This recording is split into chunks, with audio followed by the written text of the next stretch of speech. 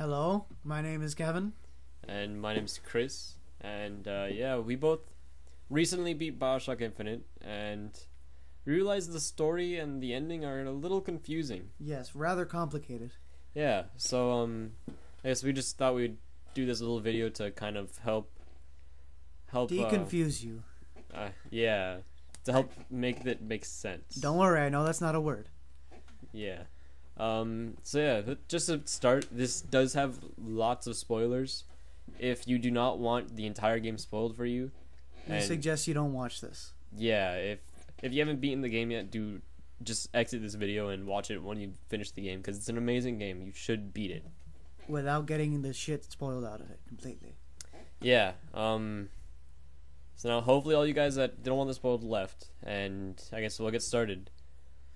Alright, I guess it's time to start with the whole basis of the damn game, which is the fact that it's playing on the idea of having infinite universes. Yeah, hence the name Bioshock Infinite.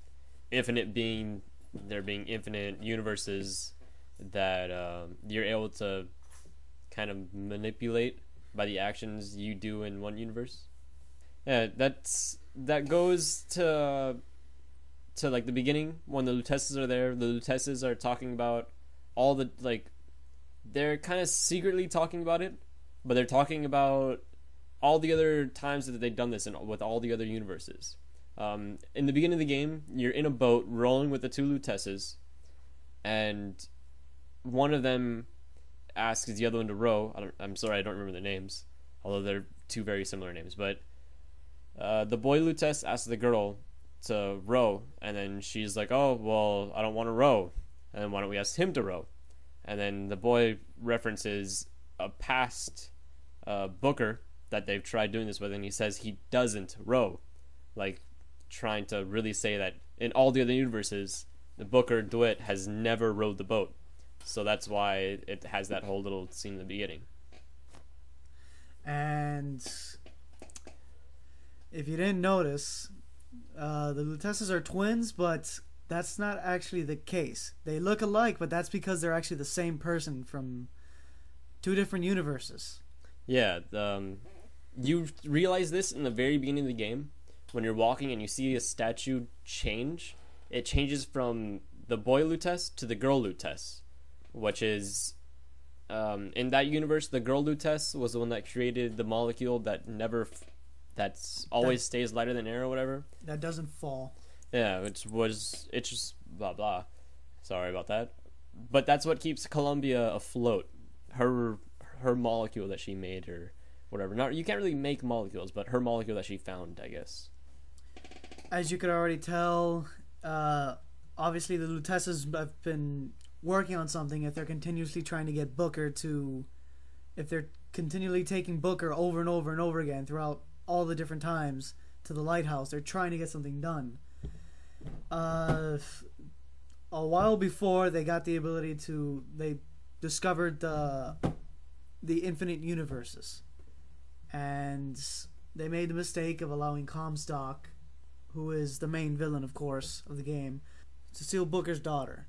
Well, the thing about that, though, is that technically it's not stealing, because Booker and Comstock are the same person. It's just two different realities of Booker. The Booker that we're playing as is the Booker that denied being baptized and changing his name. The Booker that you're trying to go up against is the Booker that went ahead with the baptism and changed his name to Comstock. There's actually a very early time when they pretty much kind of spoil this. At the very beginning of the game, when the floats are going across and you can't cross the bridge yet, the first line it says is after his victory at the Wounded Knee. And as you know, if you play through the game, you figure out that DeWitt was the one that won at the Wounded Knee. And that Comstock was never at Wounded Knee in the first place. Exactly. Which is, you learn that from that whole, when you're going through the Museum of Heroes, I think it was called? The Hall of Heroes. The Hall of Heroes, yeah. When you're going through the Hall of Heroes is when you learn that whole thing about Comstock and not being at Wounded Knee, but Booker was. Another thing that you learn is that the reason why Elizabeth is able to use her powers is simply because her pinky was cut off. Now, there's two, I guess, conspiracies, I guess you would say. Theories, sorry. There's two theories behind why she's able to use her powers. There's no conspiracy behind the game. It's just, it's just ideas floating around. Yeah, the first theory, which is the one that I think makes the most sense, is that when she had her pinky cut off, it left a part of her in one world while she was in the other world. Therefore, she can now move. She can now open between worlds just because, her matter existed in different worlds anyway. Yeah, and the other one is a little more far-fetched, but it's the cut itself. Even though they're both far-fetched to begin with. Yeah, but the other one makes more sense. Yeah. This one, apparently the cut itself infected her with something, and it gave her the ability to open the tears, which I don't... That's way too complicated. Yeah, that's like biological infection. It's like, what? How could you get an infection from a portal? I don't know if that one's really all that good. I'd rather go with the other one. But same here. Yeah. It's pretty much unanimous on our end. Yeah, another thing is the whole Booker and Comstock thing. Why they look so different when they're essentially the same person. Well, that's because Comstock's all of his prophet powers weren't actually, God-given powers. It was just him, having access to the girl Lutess's scientific discovery of tears. Being able to see into all the other universes. And he used this to see into universes that were further ahead, further along, to see what was going to happen. Yeah. And that's where his prophet powers came from, but unfortunately for him, unfortunately, because it's because of that he becomes sterile, he ages quicker, which is why he looks different. But because he becomes sterile, he wants an heir, he wants someone to continue his legacy. So he goes ahead and he steals Booker's daughter, which is actually his own daughter, so in a way it's not stealing. But yeah, that whole thing, Booker, Comstock looks so different just because of the experiments. It's a reaction to looking into the rifts or the tears for too long of a time. The Lutesses, they're already dead, as you can see in the universe that Booker is currently in, the universe that you're playing in. The Lutesses are dead. You can see this in when you're at the graveyard, when you're fighting Madame Comstock. At the end of the fight, you see the two Lutesses digging graves, and the gravestones are Lutess. So, yeah, that's them being dead. And another point about Comstock, there's an audio tape in Battleship Bay, in which the little Jewish reporter kid is trying to write Comstock's biography, and in that you hear him say that Comstock's history is very clear up until the point of Wounded Knee, and there's literally nothing before that. He can't find anything about how he lived before that. It's almost as if his life began there, and that's literally because at that point in time, that's where Booker's life actually changed from being Booker DeWitt in that universe, and when he accepts the baptism, to Comstock. I forgot his first name. Yeah, his first and middle name are some long stuff, but everybody just Comstock is pretty much the base name for him. So yeah, that pretty much covers the looks and the age difference that there appears to be between Booker and Comstock. But yeah, another thing that there's still a lot of mystery behind in the game. Songbird. Yeah. We don't know shit about him besides the fact that he was created by Jeremiah Fink. Yeah, and that he's similar to the Big Daddies, being that he's part organic, part mechanic. Hopefully... But unfortunately, you can't fight him, which pisses me off, because I really wanted to fight that thing. Yeah, but it's amazing how he actually fights with you. Yeah, I know. But I thought that was a pretty good ending. I was hoping that he would be the enemy that, takes the place of the Big Daddy in that game. How scary and terrifying and strategic you had to be when you fought them. Yeah, that was good about Bioshock 1 and 2. The only thing, but Bioshock 3 or Infinite, sorry, tried to do that with the multiple enemy types, But the only enemy type that you can actually bypass is the siren, not the siren, the Children of Silence. I think that's what they were What are called. the Children of Silence? The people with the big horns on the sides of their head that you meet in the insane asylum. Oh, Those are the yeah. only ones that you can technically bypass because they're the security alarms.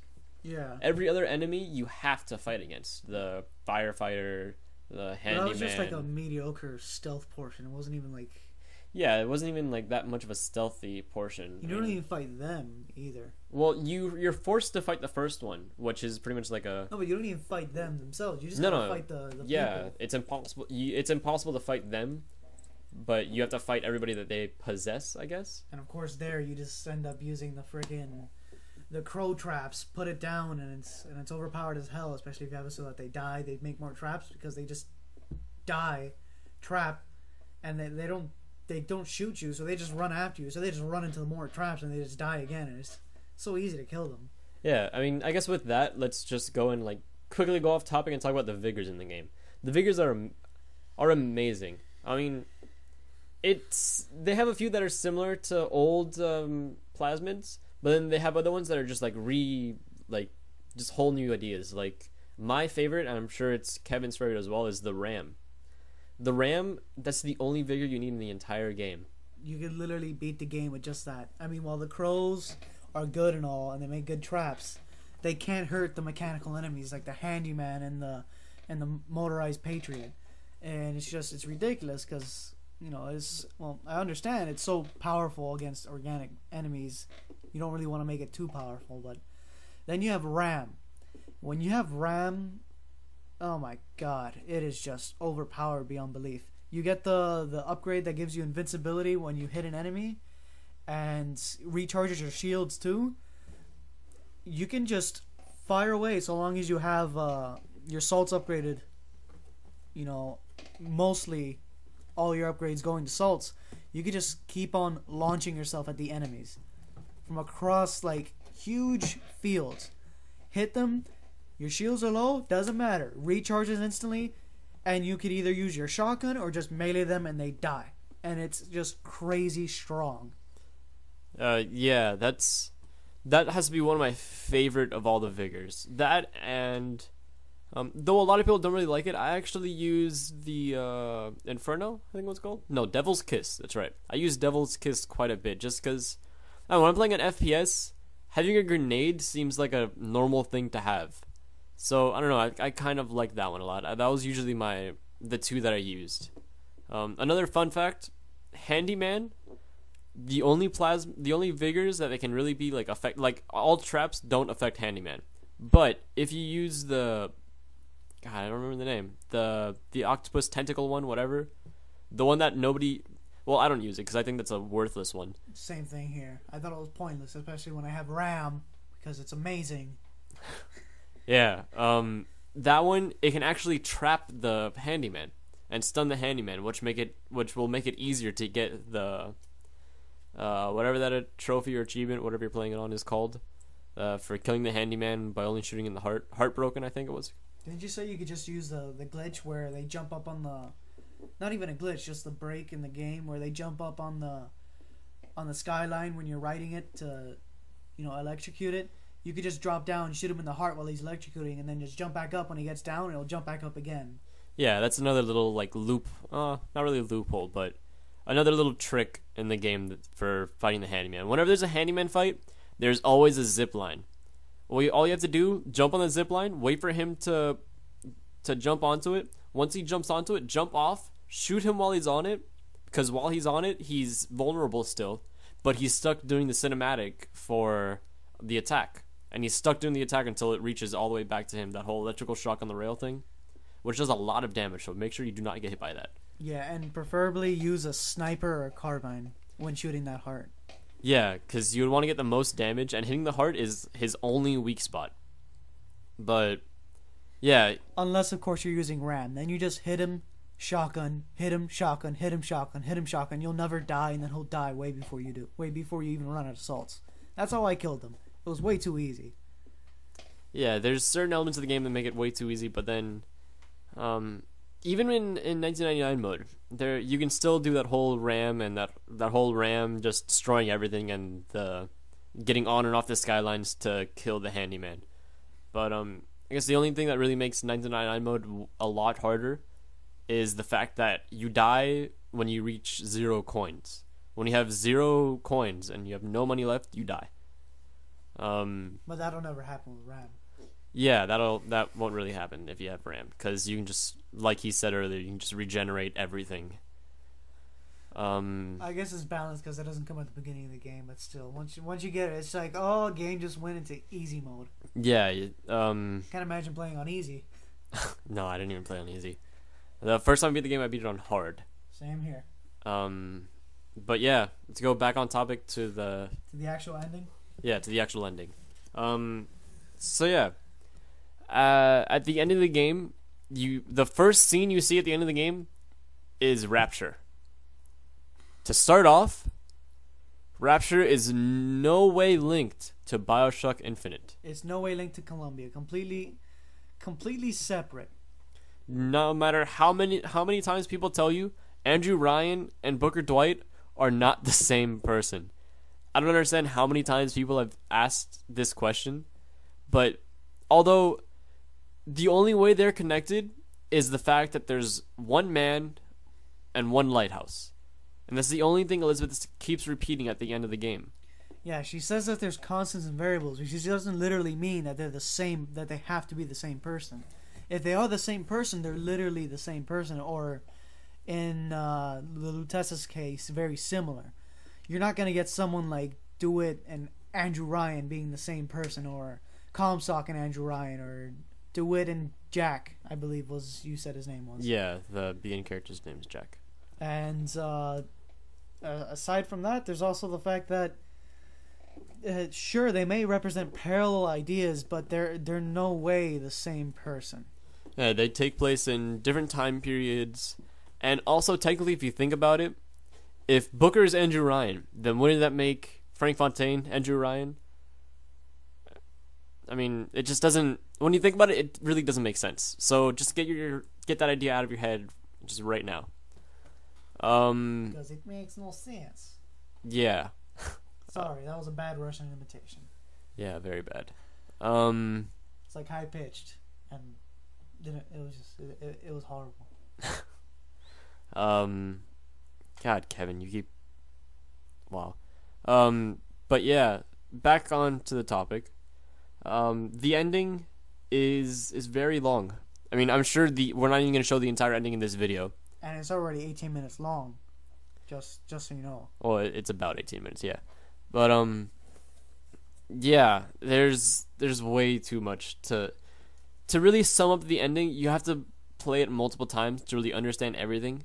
I mean, we're trying to explain most things in the game, but really it's kind of hard to do in under 20 minutes. You definitely need like a 2-3 hour like full in-depth conversation to explain the entire meanings behind Bioshock Infinite. That's for sure. Yeah. Oh wow! Another thing that we've completely forgot about mentioning is the whole black and white room sequences that happen in the game. Whenever Booker DeWitt keeps on, whenever he seems to like get knocked out or fall asleep, he keeps on going to this room where the people are screaming that to bring us a girl and wipe away the debt. That room. There's speculation that that's literally every time that happens, it's Booker DeWitt died, and that's just a transition from one DeWitt from one universe into that universe to continue where that DeWitt left off. God, so many DeWitts. And if you notice, you keep on going back to that room every time you actually die in the game. You don't get the same, cinematic feel where you get to walk around the room and the people are screaming at you, but it's still the same room, and you always open the door and you end up out back where you left off. Yeah, the only time you don't enter that room is once you have Elizabeth, because then Elizabeth magically performs first aid on you. Yeah. But that's right. Yeah, those are the only times you don't end up in that room. But every other time that you die, if you don't have Elizabeth, you actually die. And you get taken, you spawn as a Booker duet from another universe where the Luteces are bringing him into this universe, because apparently this universe is the universe with like the best scenarios that happen, and like it's just the best universe to kill Comstock and to end the line of Booker and Comstock, where Comstock is just a madman. And yeah, I guess I don't know. I'm not really sure what more to say about that. Yeah, we're pretty much done. Um, At least as far as we can go now. I mean, if we want to continue on, it'd probably go on for like 4 more hours. Not literally, but it'll go on for a long, long time. yeah, I mean, I'm sure we'll do more videos for this because I thought this was an amazing game. Bioshock is one of my favorite series, and this is definitely one of my top games. I haven't even beaten the first one in a long time, but I feel personally that although Infinite is great story, that the gameplay doesn't nearly stack up to the first ones. I'm not too sure about that. But yeah, Bioshock 1, I had to have beaten it at least 20 times. On my system and on everybody and on a couple other people's systems. I had to have gotten all the achievements in it at least twice. Bioshock 2 was a bad game. I think I've beaten it twice only. But I did not collect all the achievements. I collect all the story-based achievements, not the multiplayer. Which I was interested in the multiplayer. I thought it was alright. But Bioshock Infinite is an amazing game. I've already beaten it 3 times since the release date. And the first time I beat it on hard, it just took me 2 days. I mean, on release date, I started playing it at midnight. The next day, or pretty much that same day when I got out of work, I continued playing it. I was almost done with the game. And the next night, I beat the game at like 12 o'clock. So technically, 3 days. But gameplay-wise... 1999 mode yet? 1999 mode, I have not beaten yet because I've had too much other stuff piled up to do. But when I first beat Bioshock, it was only like a 12-hour playthrough. And that was with me kind of messing around and whatnot. But yeah, it's an amazing game. If you're watching this and for some reason you haven't played the game, you're stupid for spoiling the ending for yourself. And 2, just go play the game. It's an amazing game. And for all you guys that have beaten the game, which is I'm pretty sure why you should be watching this, good job. You beat a game that was just so amazing. And yeah, that's a proud collection to have in your game library. Oh, and back to the people that may be watching this even though they never beat the game or never played it. You should look in the mirror and call yourselves assholes, because that's basically you just were an asshole to yourself. Because you just ruined the perfectly good story. Yeah. And I guess as a little like add-on to this whole explanation thing, there's quite a bit of Easter eggs in this game. The first one that I can remember seeing is on the beach. When you first get onto the beach. In Battleship Bay. Yeah, Battleship Bay. Before or after you find Elizabeth again? You're talking about the Emma in the crib, right? Yeah. It's before. Yeah. It's the little transition from one of the beaches to the other beach. That little room, that little hallway.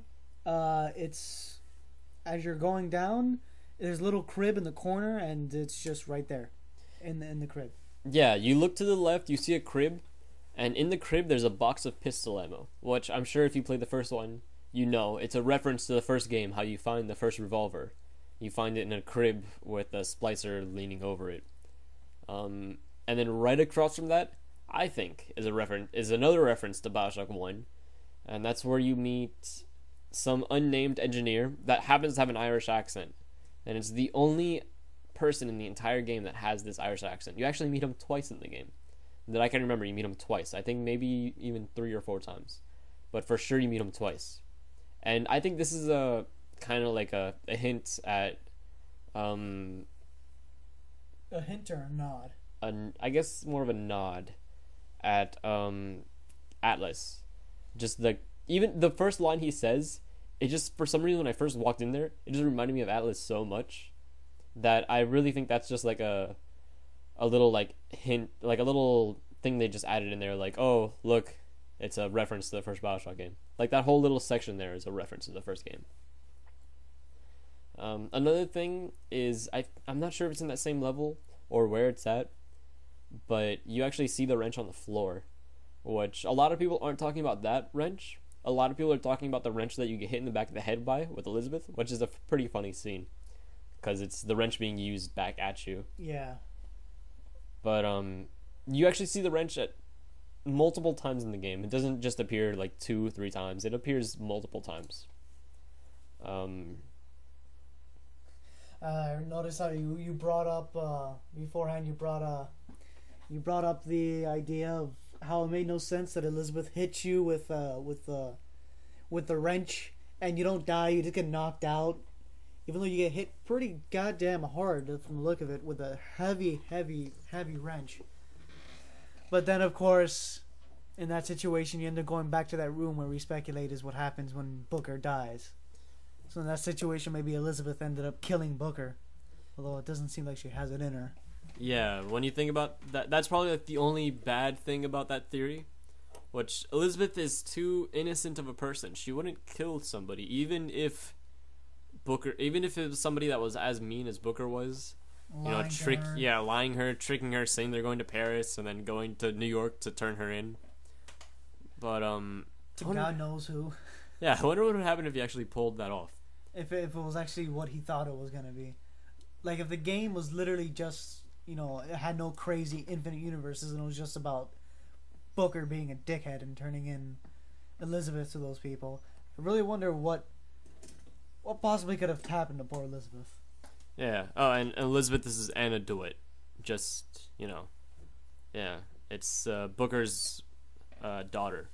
And back to Booker. The reason why Booker has the nosebleeds in the beginning of the game is because he's remembering stuff from the other universes.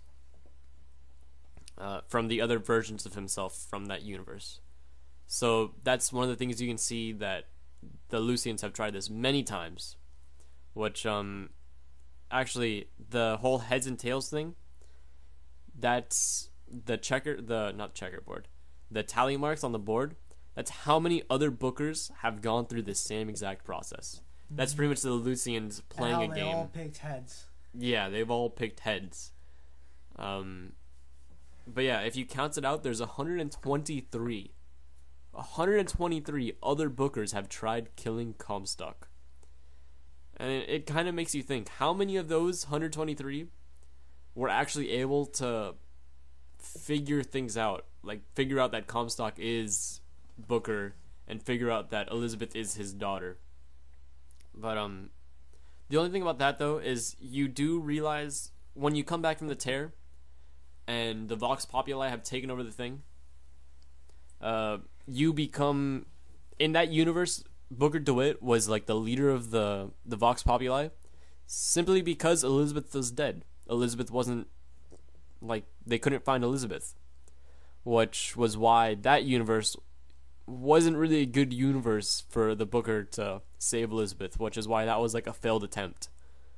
Another thing about that, I'm sure you've realized, but it's a little like fun, interesting thing. The Patriots changed from being George Washington to being Abraham Lincoln. After you come back from the Vox Populi world, you said, right? Yeah, once you come back from the Vox Populi world, being that the world is, you're not technically in the same world, because like Elizabeth says, once you go through, she's not able to get back to that same world. So once she gets back, it's a different universe where for some reason the Patriots are no longer George Washington, they're Abraham Lincoln. Yeah. Well, I guess we've pretty much gone over as much as we can. So. Yeah, the video is about 30 minutes already. I'm sure. Yeah, I'm sure that's good enough. I mean, if you still want to learn more, I'm sure we can add more things, and just look it up. I mean, there's plenty of things out there explaining this game, just because it's such a confusing ending and well thought out story. Yeah, it's definitely one of the best stories I've seen. Lots of foreshadowing. It's just a lot of symbolism, allusions to like actual history. It's just really, really good, really intricately designed story. So yeah, I guess that's about it. Um, I guess do that whole comment and subscribe and all that, whatever. So yeah, see you guys next time.